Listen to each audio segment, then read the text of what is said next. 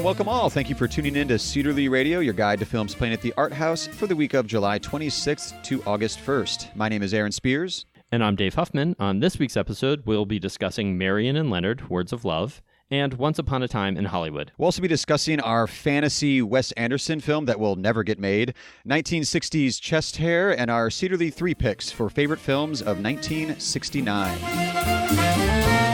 We always like to start off the show with the last scene first, because we're a little backwards that way.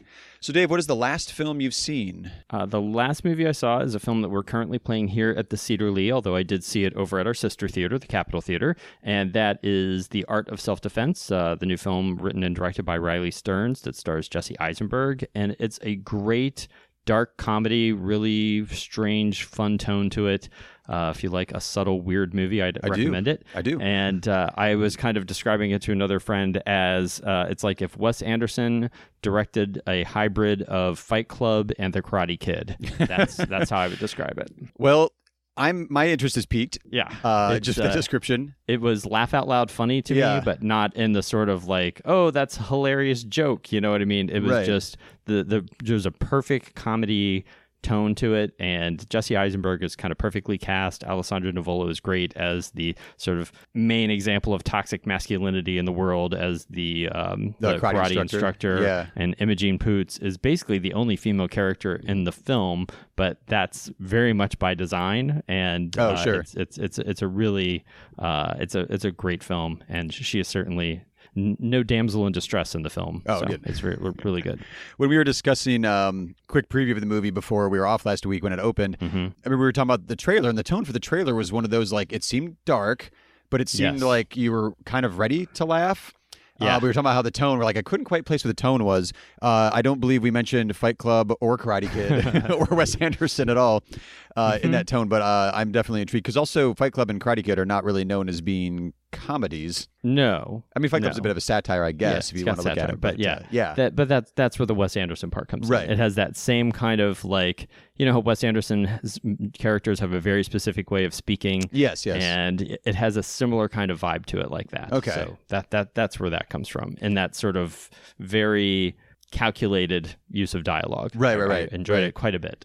I hadn't thought about it until you just said that, but Jesse Eisenberg, I'd be curious to see him as a Wes Anderson character, because he kind of is. As I was watching it, I was like, how come he hasn't worked with Wes Anderson? Yeah. Because that would be, I think they would be very well suited. Yeah. I would like to see a Wes Anderson buddy cop film with Jesse Eisenberg and a Wilson Jason brother. Schwartzman. Oh, yeah, there you go. I want to see Jason Schwartzman. That's perfect. That's what I want to see. With a Wilson brother as a captain or lieutenant, I guess, in charge of that. Yes. Yeah. And what was the last film you saw? Well, I snuck in one because I watched the Power Rangers reboot on vacation. So when I got back, I hit the ground running. I'm rewatching a bunch of Tarantino before Once Upon a Time in Hollywood comes out this week, to be discussed momentarily.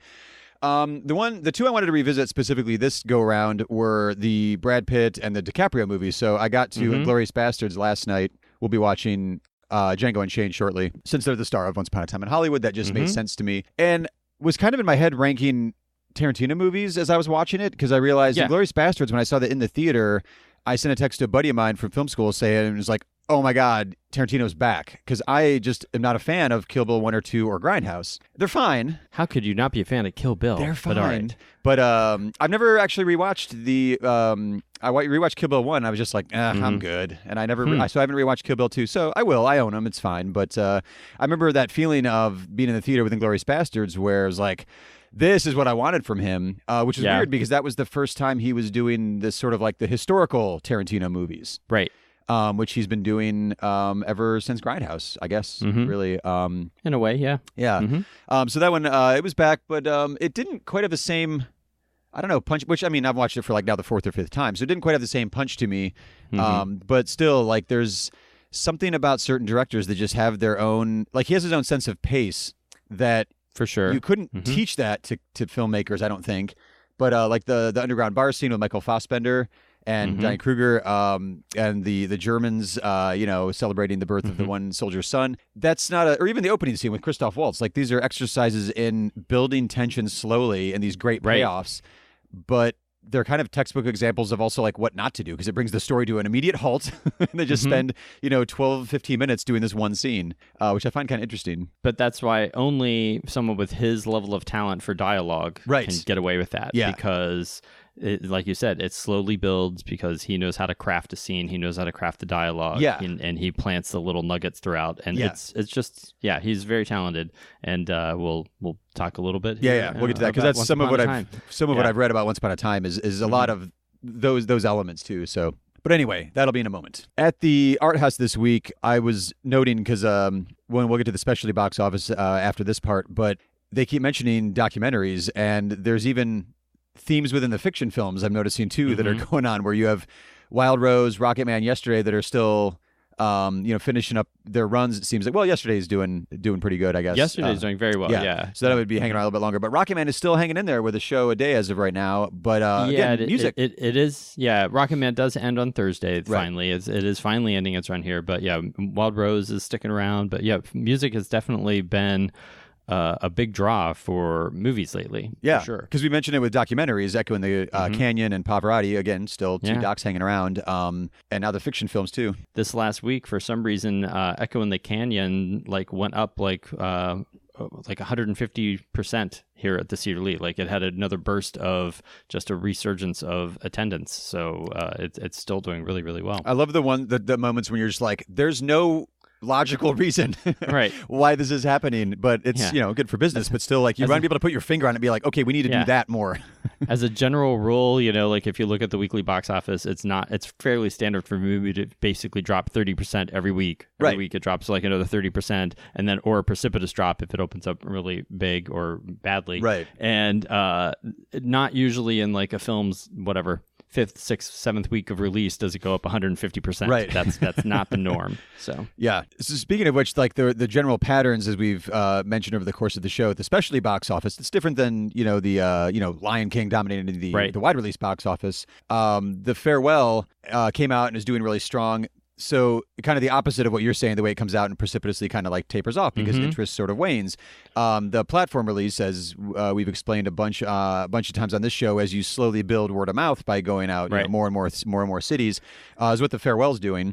It's already cracked, I think, 1.5 million at the box office. Over 1.5 million, I believe. And it's going up. Each week is going up and up as it builds word of mouth and release. And to that point, though, when it opened up so well, then that messed up the Cleveland release date, because we were supposed to be opening the film this week, but then they thought, you know what, let's give it a little more of a slow burn. Nationally. More buzz. So it just got pushed back. So we were supposed to open it on the 26th, but now the Farewell won't be here until August 2nd. And the buzz continues to build because it was the talk of the specialty box office for the weekend again. So, and I will be gladly talking about that next week. Excellent. It is a wonderful movie. And the other one that kept getting mentioned was the David Crosby documentary, which, as we've mentioned again on previous shows, the way the platform release works, if you have it in New York and LA on the coast and you can get a good per theater average, one way to get that good per theater average is to have the stars present at the show. So you've had David Crosby and Cameron Crowe, who's he didn't direct it, did he? He's just the producer? He produces it. I think so. Yeah. Very well known within the music, movie, and TV show kind of genre. So they were, in person. That's obviously going to get more people out to see it. But it does follow the trend of, Pavarotti, Echo in the Canyon, music biographies, music documentaries that are just really capturing people's attention right now at the box office specifically too, not just streaming or somewhere. So, and we'll be right back with the new films opening this week at the theater.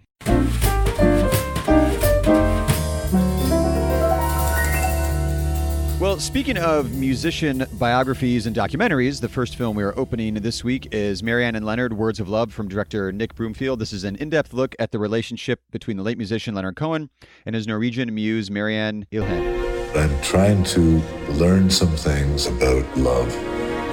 When your woman becomes her own content and you become her content, that's love. The woman who inspired the songwriter and poet Leonard Cohen to write some of his best-known work has died. Dearest Marianne, I'm just a little behind you, close enough to take your hand. When this love letter came from Leonard, I think she felt that it was all completed. Poets They're just elusive creatures who are married to their muse. So this one grabbed my attention because Nick Broomfield is a very well-known British documentarian who for a long time I hated. Oh, yeah. Because he had a lot of hate generated when he made Kurt and Courtney back in the 90s and Biggie and Tupac.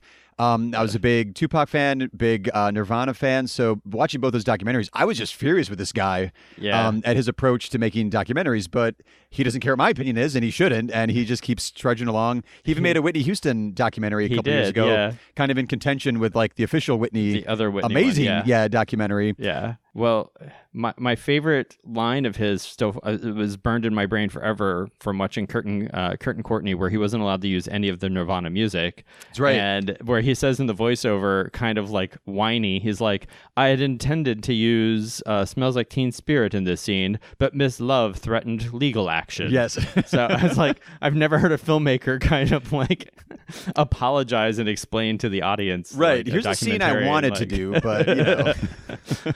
But I didn't want to get sued. So yeah, this is yet, like you said, yet another documentary about a great musician. I think we are all familiar with many of his songs. We were just talking about. I'd love to know how many different artists have recorded Leonard Cohen's song "Hallelujah." Yeah, which seems to be it's probably not calculable.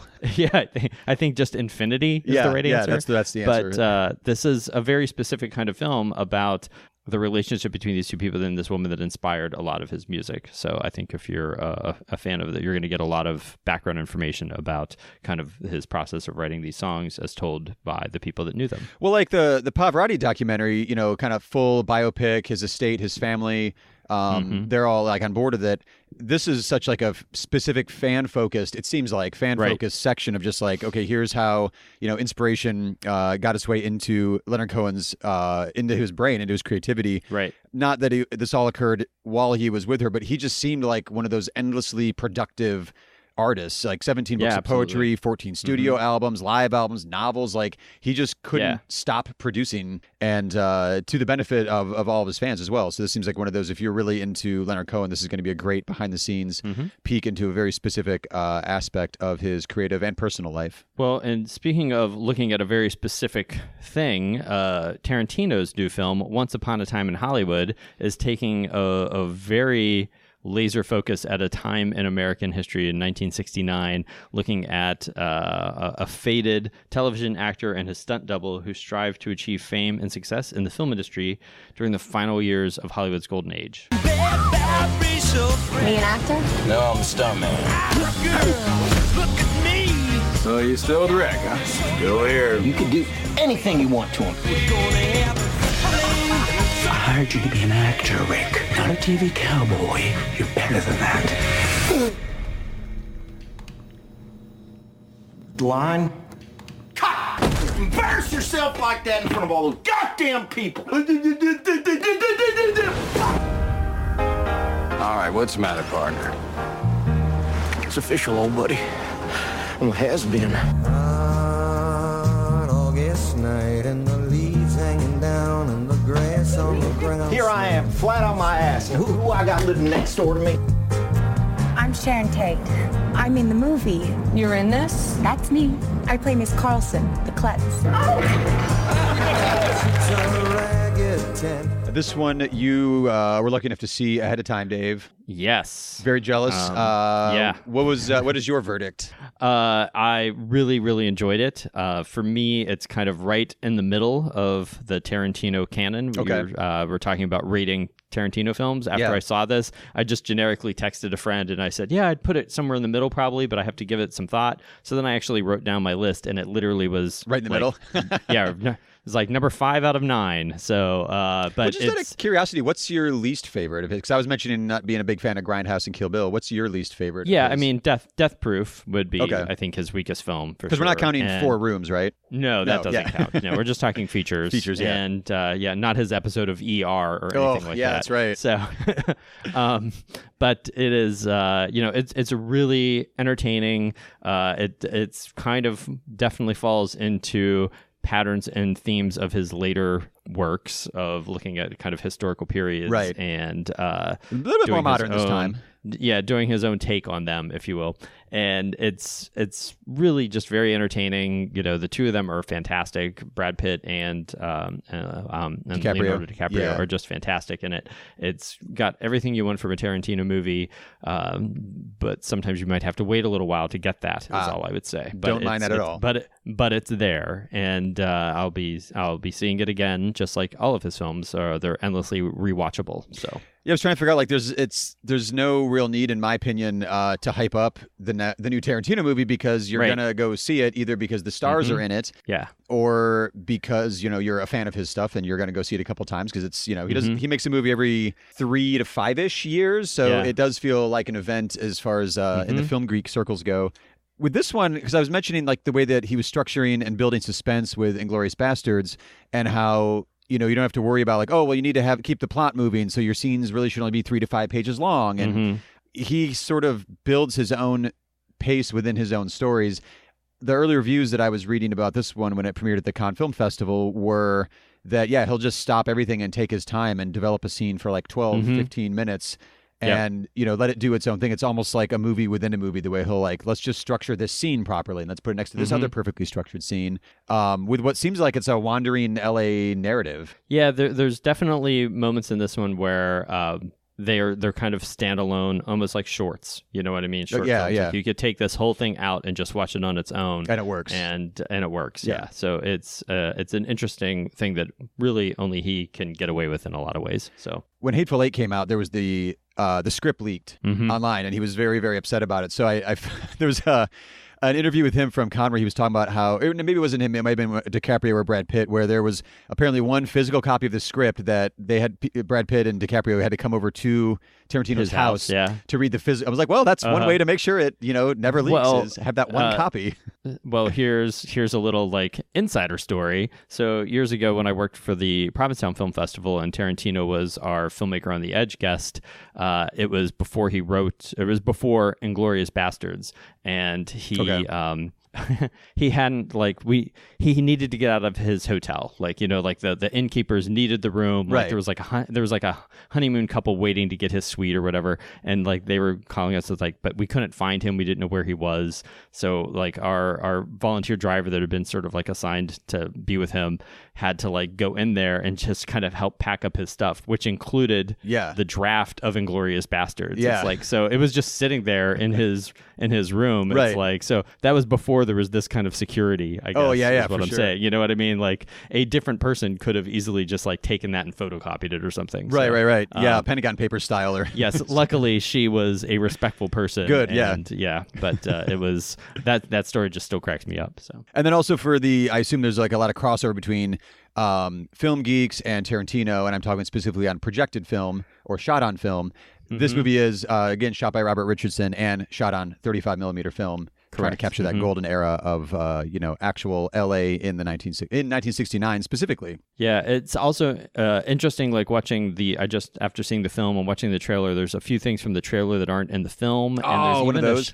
There's a thing on the poster, if you see the poster that's all like the drawings, I'm like, that I don't remember from the movie. Now, I did get up and go to the bathroom one time. Right. Because it's 3 hours long. I'm saying it is long. I was like, but I'm pretty sure that moment wouldn't have been from that. So when I rewatch it, I'll be curious to see if that image that's on the poster is something that is in the movie that I just didn't remember. But I'm always fascinated by that, like how things might not make the final cut, but the marketing people have to move forward before before the film's finished. And we mentioned too, previously when like they did the Hateful Eight, the episodic version that's on Netflix where it's 4 episodes, the extended Kill Bill, The Whole Bloody Affair. He's also mentioned too that there's like a longer version of Django that's eventually going to come out after this movie's kind of run its course in theaters. So I just expect at some point he's going to do either like a roadshow, new edition of a movie, or at least a DVD or streaming version that's going to be longer or include a lot more stuff. Because I remember even the earlier reports we probably mentioned on this show around the Cannes Film Festival time was like, it's going to be a 4-hour, Hollywood, epic, which is definitely what he's going for. And again, when you're sort of just like letting the scenes naturally unfold or build tension or play out, that like it doesn't really matter what the running time is. If it's a good movie and you're enjoying yourself, right? That's all that matters. Yeah, which apparently wasn't the case with Grindhouse because neither one of us are working. Well, I don't hate Death Proof. It's just it's meh. Yeah. That's all. Well, so it's also a director that we both like a lot. So like when you're expecting a lot too, and then you don't really get that, there's a sting to it. It should be 30 minutes long. That's all. Yeah. Like there's 30 minutes of great stuff in there. Yeah. And it's an hour and a half. So that's all. And we'll be right back with our Cedarly 3 picks for this week.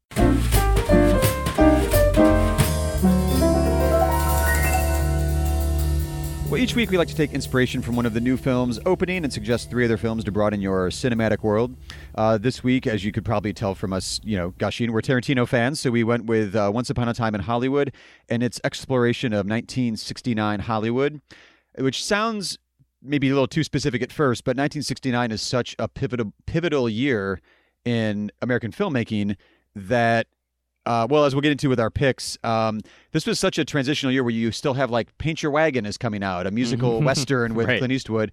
But then the Best Picture winner at the Oscars that year was an X-rated movie. So it's a really fascinating year to read about. And it's also the kickoff of the American New Cinema movement, which is that could be a whole podcast on its own. Well, I guess let's just jump right in. Yeah. Well, what was the first movie on your list? The first one, for some reason that I thought of, was that whole I remember I was thinking of the X-rated film won Best Picture that year.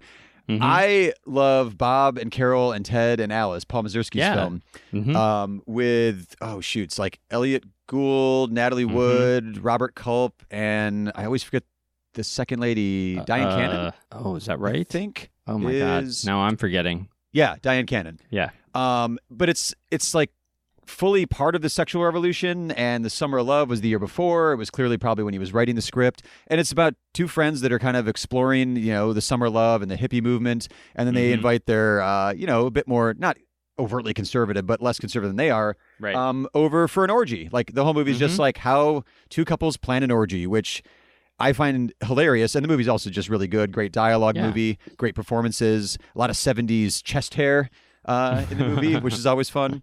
But it's one of those movies that just I don't think this movie would get made now. By the way, Natalie Wood doesn't appreciate you talking about her chest hair. Well, she is passed on, so we can talk ill of the dead if we want to. It just, actually, that's going to be the theme for my list. Movies that would not get made now. Oh, yeah. I think none of mine would. One of mine would. Okay. So, well, maybe Bob and Carol and Ted and Alice, maybe in like a streaming version or something like that. Yeah. But a movie that's entirely about 2 couples planning an orgy. No, but there was a couple years ago, The Overnight. Wasn't that the Overnighter? That's true, The Overnight, yeah. The Jason Schwartzman. Speaking of Schwartzman, yeah. Yeah. So that one was but it was not nearly the film that Bob and Ted was, by any stretch of the imagination. Well, the first movie on my list is definitely a movie that would never get made now.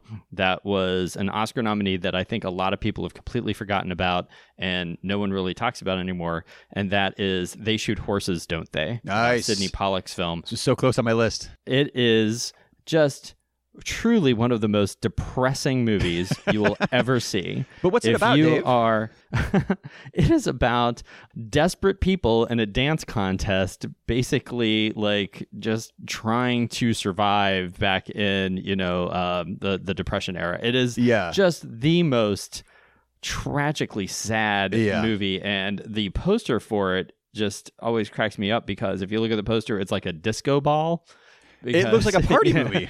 Yeah, and then you're like, oh my God, that movie it is brilliant. Sidney Pollack directed it. It's got Jane Fonda and Michael Cera and Gig Young won an Oscar for it. It was nominated for 9 Oscars, but it literally is just kind of a more or less forgotten movie. You never hear people talk about that film anymore. Well, especially with a major star of the era like Jane Fonda in it too, and it did fine at the box office, like you said. It was an awards contender. Yeah, but it's so depressing. I mean, it is absolutely just jaw-droppingly depressing, but I love it. It's I love a good sad movie, and it isn't even sad. It's not like a tearjerker.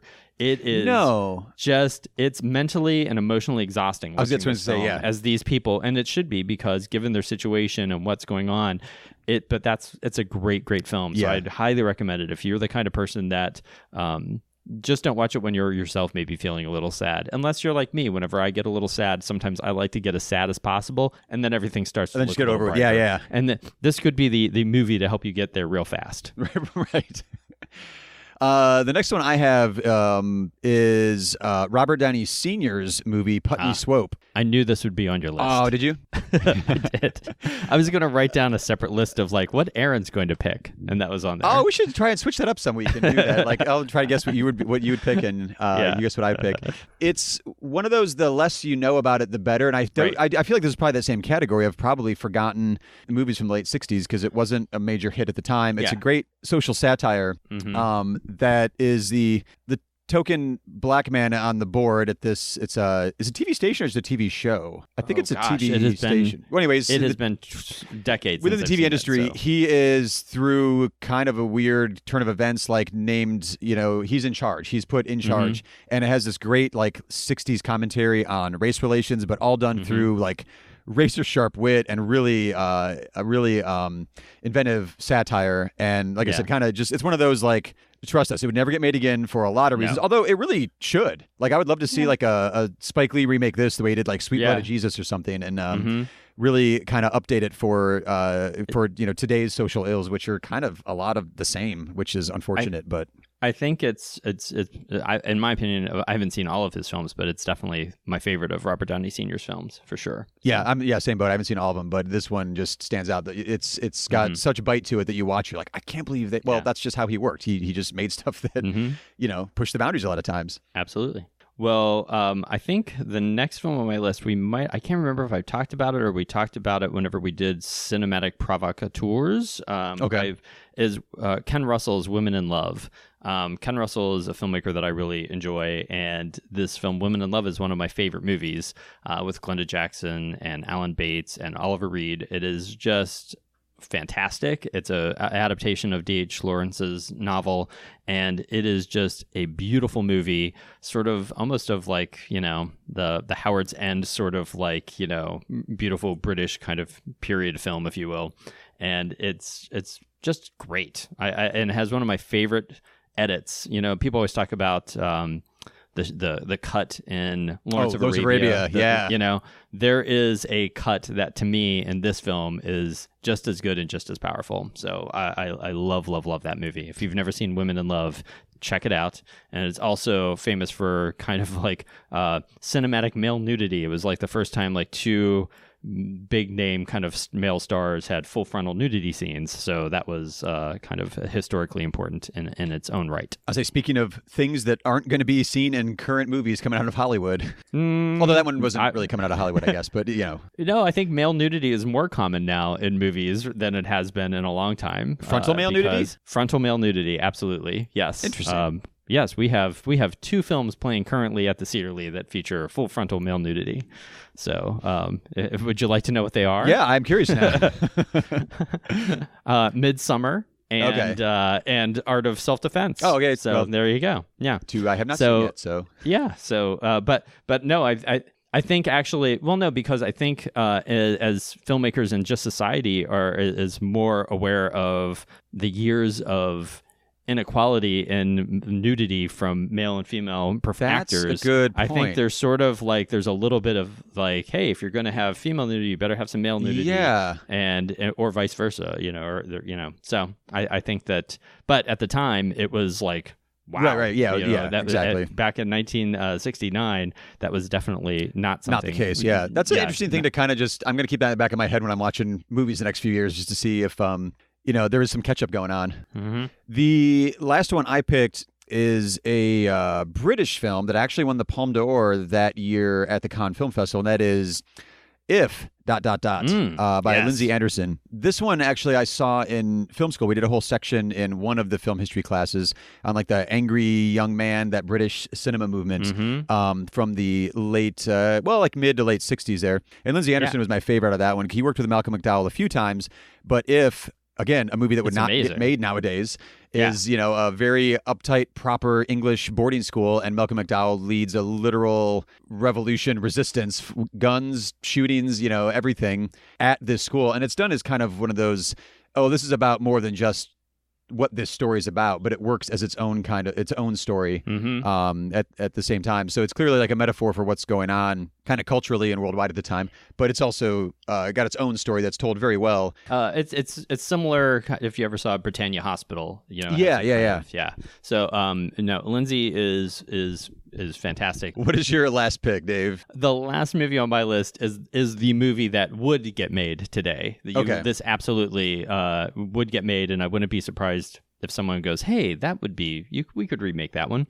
And that is Whatever Happened to Aunt Alice, another kind of little forgotten movie. Yeah. It's produced by Robert Aldridge, who, of course, directed Whatever Happened to Baby Jane. It's kind of, in some ways, considered the third part of his, kind of hagsploitation trilogy of that and Sweet Charlotte and then Whatever Happened to Aunt Alice. It's got a fantastic performance by Geraldine Page and... oh my gosh, Harold and Maude? Why am I blanking on her name? Ruth Gordon. Yeah. And it is just, it's about this psychotic woman who basically, embezzles the money from her housekeepers so she can continue her, she's stealing the life savings from these poorer women because, her husband left her with nothing, but she was used to a certain lifestyle. And it's about the desperate things that she has done to maintain her lifestyle. And it's just really, really fun. The poster for it's hilarious because it's like kind of a creepy face half covered in dirt with a shovel next to it. It makes it seem like it's a more gory kind of horror movie. Right. It is not. It's more like, like a dramatic thriller, if anything, but with just two fantastic performances. It's really sort of a lost little film. So I would highly recommend Whatever Happened to Aunt Alice. I have not seen that one. I'll have to add that to my to find list because that was one of those that I remember reading a lot about this era. I remember writing down that title a few times, like, ooh, I got to find that one, and I still never have. So I've seen it many times. It did just come out on Blu-ray, I think, last year. Okay. So yeah, it is still available. Well, next week's episode we'll be discussing two new films, The Farewell and Sword of Trust. So we're actually going to combine these two together. So our Cedar 3 list is going to be comedians going dramatic. So you've got Awkwafina, known for a lot of comedy work and comedy roles, going dramatic in The Farewell, and Mark Maron, while Sword of Trust is more, like you said, Dave, it's more overtly comedic. Right. Mark Maron's role a more serious role. Is a more serious role for him. So it's, comedians going dramatic is going to be our Cedar 3 list next week. If you'd like to submit your picks or any recommendations to send our way at Cedarly Theater using the hashtag Cedarly3, the number 3. But before we sign off for this week, we do want to let you know about a few special events that we have coming up. Fathom Events and G-Kids present the continuing Ghibli Fest 2019 with Kiki's Delivery Service. That is showing Sunday, July 28th at 12:55 p.m. in the dubbed version, and Monday, July 29th at 7 p.m. in the subtitled version. And then we have another family-friendly event. We don't get a lot of those here at the Cedar Lee, and that is going to be the Fathom Presents the Muppet Movie 40th Anniversary, and that's going to be Tuesday, July 30th at 12:30 p.m. and 7 o'clock p.m. And if you are a fan of seeing the stage productions in the comfort of a cinema in your neighborhood right here, rather than having to go all the way to London's West End, we are bringing Kinky Boots to you. It's a musical by Cyndi Lauper and Harvey Fierstein, based on the film, which played for quite a while at the Cedar Lee itself back in the day. That showing of Kinky Boots from London's West End is on Wednesday, July 31st at 7 p.m. And then we have a special event, a Fathom event on Wednesday, July 31st at 8 o'clock. We're going to be showing Kathy Griffin, A Hell of a Story. This is a new documentary about the controversial comedian and the kind of furor that was unleashed upon her after the infamous photo of her holding the kind of effigy of Trump's head. And this also features a live streaming Q&A with her after the film. That one is going to be fascinating. She's been doing the rounds on other podcasts that aren't this one that I listened to, and she's been teasing out the story, but like the ins and outs of what actually happened around that infamous now photo of her is pretty fascinating. I'm looking forward to seeing that documentary. I am as well. That is, again, Wednesday, July 31st at 8 p.m. And the continuing Rock Doc series, as we keep mentioning episode for episode because we keep having hit after hit this summer, we have some classic rock documentaries mixed in with some current rock documentaries. This week, it'll be the Grateful Dead Meetup 2019, which is obviously a current one, featuring previously unreleased complete June 17th, 1991 concert from Giant Stadium. That'll be shown on Thursday, August 1st at 7 p.m. As always, thank you for tuning in to Cedarly Radio and lending us your ears this week. All the music heard on the show is original music written by Grant Heineman and performed by the New Heights Jazz Ensemble, used with their permission, of course. Visit clevelandcinemas.com for correct showtimes and to purchase advance tickets. Also, there are links in the show notes. You can use those if you'd like as well. Follow us on Facebook, Twitter, and Instagram. We are at Cedarly Theater, spelled with an R-E at the end because we're fancy like that. Don't forget to subscribe to the show wherever you find your podcast, and while you're subscribing, leave us a rating and review, or better yet, tell a fellow film geek about the show. We'll see you at the movies.